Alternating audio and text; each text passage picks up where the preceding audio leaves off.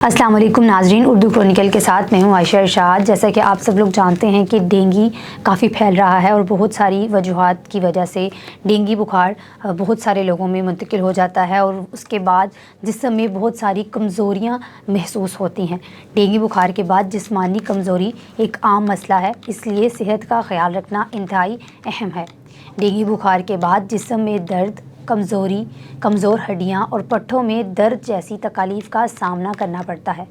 इन असरात को जल्द अज जल्द ख़त्म करना और सेहत की बहाली को मुमकिन बनाना भी अहम है।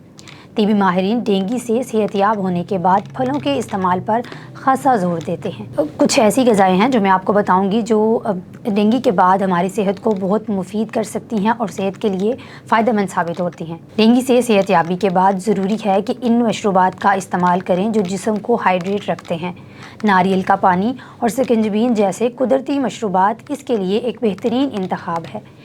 डेंगू से छुटकारा हासिल करने के बाद भी इस देरपा असरात इंसानी जिस्म को मुतासिर करते हैं। इसके लिए ज़रूरी है कि प्रोटीन की मिकदार में इजाफ़ा किया जाए।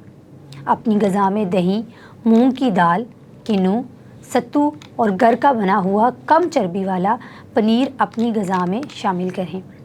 डेंगू से सेहतयाबी होने के बाद दालें, दलिया, चावल जैसी ग़िज़ाएँ अपनी ग़िज़ा में शामिल करें। अनाज की बनी मसनूआत को अपनी ग़िज़ा का लाज़मी हिस्सा बनाएं।